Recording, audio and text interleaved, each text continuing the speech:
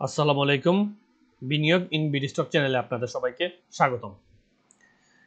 আজকে আমরা মার্কেটের বিভিন্ন পরিস্থিতি নিয়ে এখানে আলোচনা করব এবং যদি পারি তাহলে আমি চিন্তা করেছি হয়তো দুই একটা স্টক আপনাদেরকে সাজেশন করতে পারি। স্ক্রিনে আমার ফোন নাম্বার আছে, যদি যোগাযোগ করতে চান তাহলে এখানে হোয়াটসঅ্যাপে যোগাযোগ করতে পারেন।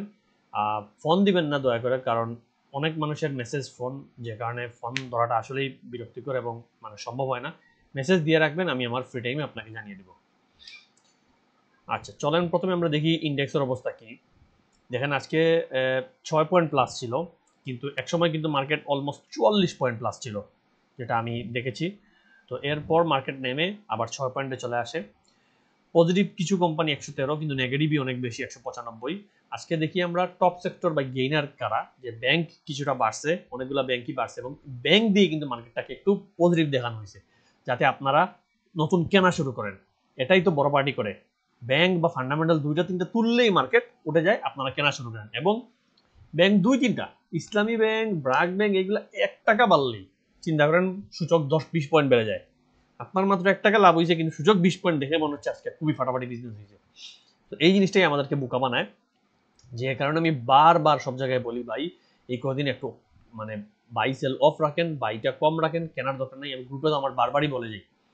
যাক, দেখেন ব্যাংকের এখানে কয়েকটা বাড়ছে, এরপর আমরা টেক্সটাইল কিছু বাড়তে দেখছি, ইঞ্জিনিয়ারিং কিছু আছে এবং ফার্মাসিউটিক্যাল। আর যদি আমরা টপ সেক্টর বাই ভ্যালু দেখি তাহলে ফার্মাসিউটিক্যালে টাকা অনেক ঢুকছে, এরপর ইঞ্জিনিয়ারিংও নিয়মিত কিন্তু টাকা ঢুকতেছে। এই জিনিসটা খেয়াল রাখবেন, ইঞ্জিনিয়ারিং কিন্তু নিয়মিত ভালো টাকা ঢুকতেছে, এরপর ব্যাংকে ঢুকছে। তো এরপর চলেন এখন আমরা একটু আচ্ছা, এখানে দেখেন আমি কিন্তু এই যে আজকে গ্রুপে আমরা যেটা করি সেটা হচ্ছে শুধু আপনাকে লাভ করিয়ে দেওয়া, এটাই আমার কাজ না। আপনার লস যাতে হয় কম বা হয় না, সেটাও আমার টার্গেট। এবং দেখেন আমি নিয়মিত গ্রুপে মেসেজ দিয়ে সবাইকে জানিয়ে দিই, মানুষকে শুধু শুধু বাইসেল বলি না, মানুষকে মেন্টালি সাপোর্ট দেওয়ার চেষ্টা করি, যাতে একজন মানুষ কেনার জন্য বুঝে। আমি জানি আপনারা টেনশনে থাকেন, সো আপনাদের টেনশন যাতে কম হয় সেটা করার জন্য যা যা বলা লাগে আমি বলেই দিছি। এটা টুডে, টুডে বলতে আজকে কিন্তু রাত একটা, ওটা আজকে রাত একটায়, এটা কিন্তু দুপুর একটা না, মনে রাখবেন। দুপুর একটা হলে 1 PM লেখা থাকতো এই জায়গায়, এটা রাত একটা মেসেজ দিয়ে দিছি আমি, কারণ কালকে অনেক মানুষের মেসেজ ছিল, রাত 2টা পর্যন্ত আমি শুধু মেসেজের রিপ্লাই দিছি। যে কারণে একটা সময় ঘুমানোর আগে যখন মেসেজে রিপ্লাই দিচ্ছি, যখন গ্রুপে একটা আপডেট দিই যে দেখে কালকের জন্য টার্গেট সেম থাকবে, আমরা সকালে বাই করা থেকে বিরত থাকবো। এবং আমি এটাও বারবার বলছি, 1000 কোটি ক্রস করলে আমরা বুঝবো যে মার্কেট প্লাস হবে। আর আমাদের যে দেওয়া স্টক, এগুলো রেঞ্জে বাইলে আস্তে আস্তে বলছি কিনতে পারেন, কিন্তু কম, এটা আমি কিন্তু বারবার বলি। আর যেহেতু স্টকগুলো অন্য রিসার্চ করে দেই, আশা করি যে এইগুলো ইনশাল্লাহ ভালো করবে। শুধু এইটা না, দেখেন মার্কেট আজকে 12টা, এই দিন এখানে পিএম পিএম মানে দুপুর 12টা, দুপুর 12টা 27 মিনিটেও কিন্তু যখন 30 পয়েন্ট প্লাস, এরপরে 40 পয়েন্ট প্লাস হয়, তখন আমি বলেছি যে 30 পয়েন্টের মধ্যে 11 পয়েন্টই শুধু ব্রাক আর ইসলামী ব্যাংক দিয়েছে। মানে বুঝেন, যখনই মার্কেট ডাউনে যায় এগুলো 1 টাকা বাড়াইলেই হলো, পুরো শো অফ করে মার্কেটে বাড়ানো হয়। আর আপনারা সাধারণ বিনিয়োগকারী পাগল হয়ে তখন কিনতে নামেন, যে মার্কেট 40 পয়েন্ট প্লাস, মার্কেট মনে হয় আজকে আর 100 পয়েন্ট প্লাস হবে, আজকে আর মার্কেটে পাবো না, জলদি কিনি জলদি কিনি। কিন্তু এরপর দেখেন ডাউন দিয়ে মাইনাস দিয়ে কই নিয়ে গেছে, মাত্র 6 পয়েন্টে আছে। এই ফেক যে উত্থান, এগুলো থেকে বিরত থাকবেন, এগুলো একটু বোঝার চেষ্টা করেন। দেখেন গত একদিন, 2 দিন, 3 দিন, 4 দিন থেকে মার্কেট এই এক জায়গায় ঘুরতেছে, এই জোনটা স্ট্রং যেখানে ঘুরতেছে, কিন্তু আমার মনে হয় এই জোনটাও আজকে ব্রেক দিছে নিচে, এই জোন থেকেও বের হয়ে যাবে। হয়তো মার্কেট এই জোনে আসার চিন্তা আমি দেখতেছি, যে এখানে কত 5300, এই যে 5300 এবং এইখানে তো আগের 5200, 5200, 5200 কাছাকাছি থেকে 5300 পর্যন্ত একটা জোনে মার্কেট এসে ঢুকতে পারে। একদিনে ঢুকবে না, স্লোলি আস্তে আস্তে ঢুকতে পারে, কারণ যেহেতু আজকে এই যে জোনটা 5474 জোনটা ভেঙে নিচে ক্লোজ দিছে। সো এখন দেখেন আরেকটা প্যাটার্ন খেয়াল করেন, এইখানে যখন মার্কেট হাই করছিল, এরপর ভলিউমটা কত কমছে, কমার পর গ্রাজুয়ালি বাড়া শুরু করছে। সো এখন যারা কেনার জন্য পাগল হয়ে গেছেন, দেখেন এখন কিন্তু ভলিউম এই জায়গায় আছে, অথচ এখানে কত বেশি ভলিউম হয়েছিল, এরপর এক টানে নেমে গেছে, মানে হিউজ অ্যামাউন্ট অফ সেল আসছে এবং আসার পর এটা কমে গেছে। তাই ভলিউম না বাড়া পর্যন্ত মার্কেটে বাই অফ রাখেন, আরামসে বসেন এবং খেয়াল রাখেন। দেখেন এই জায়গাটাও জাস্ট খেয়াল করেন, এই যে টানা 7 দিন এখানে মাইনাস দিচ্ছে, 1 2 3 4 5 6 7, 7 দিন মাইনাস যাওয়ার পর কি হয়েছে, ভলিউম কম। এই যে 8 নম্বর দিন প্লাস হয়েছে, 9 10 11 প্লাস হয়েছে, ঠিক আছে। এরপরে কিন্তু 3 দিন আপনার সুযোগ দিছে, এরপর প্লাস হওয়ার পর তখনই কিন্তু কনফার্ম বাড়া শুরু করবে, এবং এই জায়গায় কিন্তু তখন আপনার কেনা উচিত। এই জায়গাটা কেনার জায়গা, এই যে 3টা লাল কিন্তু কেনার জায়গা, এই জায়গায় কেনার পরে দিকে একটা বড় টান দিচ্ছেন। তো এরকমও সুযোগ পাবেন, যখন মার্কেট একটু পজিটিভ হবে এটা সিগন্যাল দিবে, এরকম সুযোগ পাবেন কেনা। তাই এখন পাগলে কেনার কোনো দরকার নেই। আচ্ছা, আর আরেকটা জিনিস স্টপ লস হিট করলে বুঝছেন দয়া করে সেল করে দেন। এই কারণে, কারণ মার্কেটের আপনার যখন একটা স্টপ লস হিট করছে, এখন আপনি জানেন না মার্কেট বাড়বে কি কমবে, সামনে কি হবে বুঝতেছেন না, এরকম জায়গায় স্টপ লসে যদি 100% সেল নাও করেন, যদি আমরা 100% সেল করে দিই, তবু যদি আপনি কনফিউজ থাকেন তাহলে 50% সেল করেন। কারণ এগুলা এটা হচ্ছে বুঝছেন প্রফেশনাল অ্যাপ্রোচ। বিদেশি ট্রেডাররাই, আমি আমেরিকার এক ট্রেডারের সাথে একবার এরকম এটা নিয়ে আলোচনা করছিলাম। সো যখন আমি বাইরে ছিলাম তখন ওনার সাথে কথা হয়েছিল। ওরা আমাদের চেয়ে 100 গুণ চালাক। মানে এই লাইনে বিদেশের মানুষ যে কত এগিয়ে চিন্তাও করা যায় না। আমাদের চেয়ে 100 গুণ, 1 গুণ 2 গুণ 10 গুণ না, 100 গুণ এগিয়ে। তো ওই মানুষটাই আমাকে বলছিল, প্রচন্ড বুদ্ধিমান, সে আমার ট্রেডিং একটা রুলস বলছিল যে ওরা একটা রুলস খুব ফলো করে। সেটা হচ্ছে সে ইংলিশে বলছিল যে whenever you are confused sell 50%। মানে যখনই মার্কেট একটা রেঞ্জে যাবে, যাওয়ার পর আপনি কনফিউজড এখন কি বাড়বে কি কমবে, আমি কি বাড়বে হোল্ড করব নাকি কালকে কমে যাবে, 50% সেল করে দেন।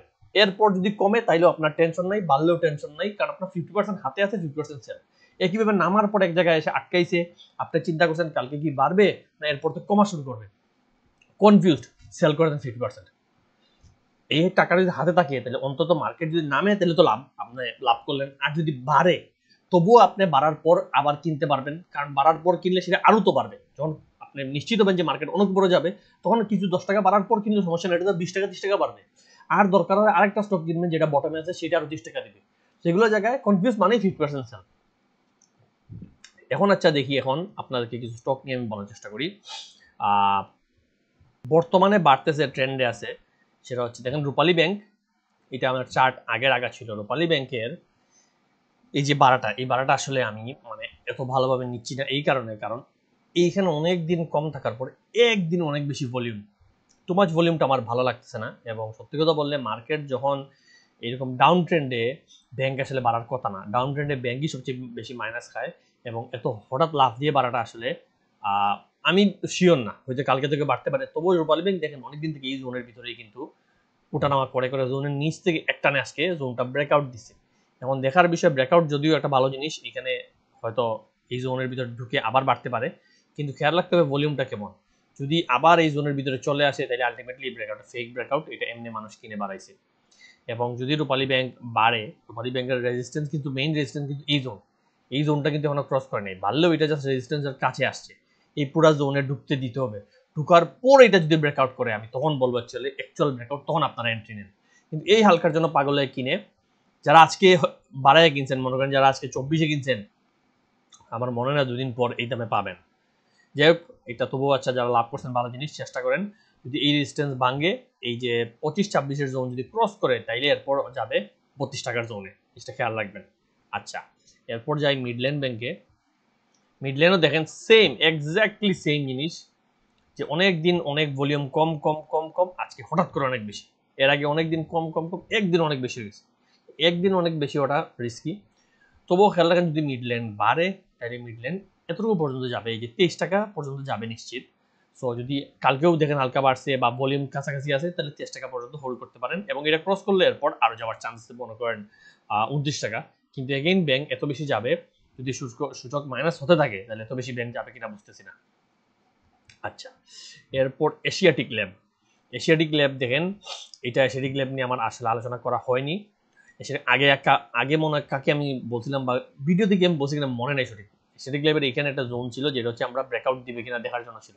এবং এই রেজিস্ট্যান্সটা এশিয়াটিক ল্যাব ব্রেকআউট কিন্তু দিছে আজ থেকে 2 দিন আগে। 2 দিন আগে সুন্দর ব্রেকআউট দিছে এবং আজকেও বাড়তেছে।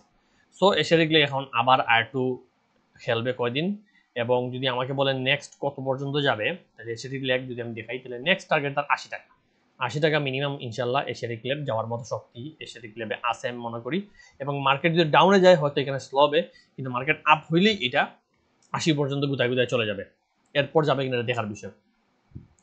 এরপর হচ্ছে শ্যাম্পুর সুগার। এটা হচ্ছে জেডার কোম্পানি। জেডার কোম্পানি আমি এমনি আলোচনা করি না, কারণ অনেকেই আলোচনা করলেই বলেন ভাই এইগুলা ফালতু কোম্পানি আলোচনা করেন না এই যে। কিন্তু আমি আসলে আপনাদেরকে সব স্টক নিয়ে ধারণা দিই এবং কিনবেন সেটা আপনার নিজের ইচ্ছে, আমি কখনো বলি না যে এইটাই কিনেন। দেখেন শ্যাম্পুর সুগার, এটা হচ্ছে আসলে আমার যেমন কিছুটা অ্যাকুমুলেট করা হচ্ছে। এই জায়গায় একটা বড় ক্যান্ডেল দিয়ে নেওয়া হয়েছে, এই জায়গায় একটা বড় ক্যান্ডেল কিছু, এখানেও কয়দিন আছে। এটা অনেক আগে থেকেই দেখেন এই জায়গাগুলো খুব সুন্দর অ্যাকুমুলেশন চলছে। অনেক নিচে ছিল, এই নিচেই কিন্তু দেখেন এত বড় বড় ক্যান্ডেলের কোনো দরকার ছিল না, এখান থেকে 100 থেকে 145-এ চলে যায়, এখানে ভালো একটা অ্যাকুমুলেট হয়েছে। সো এই জিনিসটাই কন্টিনিউ করতেছে এবং 200-তে চোখের পলকেই চলে আসছে। জেডার কোম্পানি রিস্কি হলেও আরেকটু বাড়ার চান্স আছে, এবং যদি আরেকটু বাড়ে তাইলে আমার মনে হয় নেক্সট টার্গেট শ্যাম্পুর গুতায় গুতায় হয়তো 250 পর্যন্ত চলে যেতে পারে খুব ইজিলি, যদি একটু স্পেশালি নেগেটিভ মার্কেটে এই জেডার কোম্পানি অথবা লপেটগুলো বাড়ে। আচ্ছা, এরপর আপনাদেরকে আর বেশি সময় নষ্ট করবো না, আমি আরও দুই একটা দেখি যারা রিকোয়েস্ট করছেন এরকম মানুষ। কোনগুলা? ইসলামী ব্যাংক, সাপোর্ট নিয়ে অনেকে বলছেন, আমি সাপোর্টটা বলি একটু। সাপোর্ট দেখেন, সাপোর্ট আজকেও গেইন দিছে, এটা খুবই ভালো জিনিস। সাপোর্ট আজকেও আসলে বাড়ছে, যে এটা কিন্তু একটা সুন্দর ব্রেকআউট, এটা কিন্তু একটা ভালো রেজিস্ট্যান্স ছিল, এই রেজিস্ট্যান্সটা সাপোর্ট ব্রেক করছে এবং ভালো ভলিউম। এই ভলিউমের মানে হচ্ছে সাপোর্ট আসলে একটু লম্বা রান দিবে, লম্বা খেলবে। তো যারা কিনছেন, নতুন কেনার দরকার নাই, কিন্তু যারা কিনছেন অলরেডি তারা হোল্ড করেন, নিশ্চিন্তে বুকে সাহস নিয়ে হোল্ড করেন। সাপোর্টের নেক্সট রেজিস্ট্যান্সটা হবে, আমি বলি কোন জায়গায় গিয়ে সাপোর্ট একটু সেল প্রেশার আসতে পারে, সেটা হচ্ছে 41-42 আমার যেমন হচ্ছে। এই জোনটা, এটা জোন আমি আপনাদেরকে এঁকে দেখাই।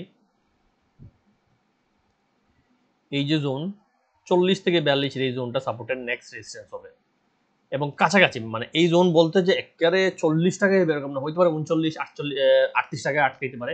এই জোনের কাছাকাছি আসলেই আপনি একটু কেয়ারফুল হয়ে যাবেন, আরও একদিন ইজিলি হল্ট হওয়ার চান্স আছে বা বাড়ার চান্স আছে, হল্ট না হলেও মোটামুটি বাড়বে এবং বেড়ে এই জোনে আসবে, এবং এই জোনে আসলে তখন আপনি চিন্তা করবেন যে এটা কি এক্সিট নেবেন না থাকবে। এই জোন পর্যন্ত যাওয়ার চান্স খুবই ইজি, এবং এরপর যদি কন্টিনিউ করে তখন এটা ভলিউমের উপর নির্ভর করে, এরপর যদি যায় তখন হয়তো 54-55 টাকা যাবে, কিন্তু আপাতত 40-এর উপরে যাবে কিনা এটা দেখার বিষয়। সো এই হচ্ছে আজকের ভিডিও। মার্কেট নিয়ে আমি বারবার বলতেছি, মার্কেট নিয়ে টেনশন করবেন না, মার্কেট কিছুটা নামবেই, এটা মার্কেটের নিয়ম। মার্কেট নামে, মার্কেট উঠে, এবং বড় উত্থানের আগে নামে এবং বড় নামার আগেও উঠে, এই জিনিসটা উল্টাপাল্টা করে, এই জিনিসটাই ঘুরে। মার্কেট জীবনে এক জায়গায় স্থির থাকে না, মার্কেটে তার মতো চলতে দেন, মার্কেটে নামতে দেন। আপনাদের কাজ, আমাদের কাজ হচ্ছে মার্কেটকে ফলো করা। আমরা যে অ্যানালিসিস সবসময় যেটা বলবো সেটা হবেও না, এটাও বাস্তবতা জিনিস। মার্কেটের চোখ বন্ধ করে যদি ফলো করতে পারেন, মার্কেটের সাথে চলতে পারেন, তাইলে লাভটা সবচেয়ে বেশি করবেন। এবং মার্কেট নামতেছে, এখন পাগল হয়ে কেনার দরকার নাই, 10 পয়েন্ট বাড়লেও যে কিনে ফেলে মার্কেট চলে যাবে না, মার্কেট জায়গায় থাকবে। মার্কেট নামতে দেন, আস্তে ধীরে কেনার সুযোগ পাবেন এবং তখন মার্কেট একটা ভালো জায়গায় যেতে পারবেন। সো আজকে এতটুকুই, আসসালামু আলাইকুম, ভালো থাকবেন।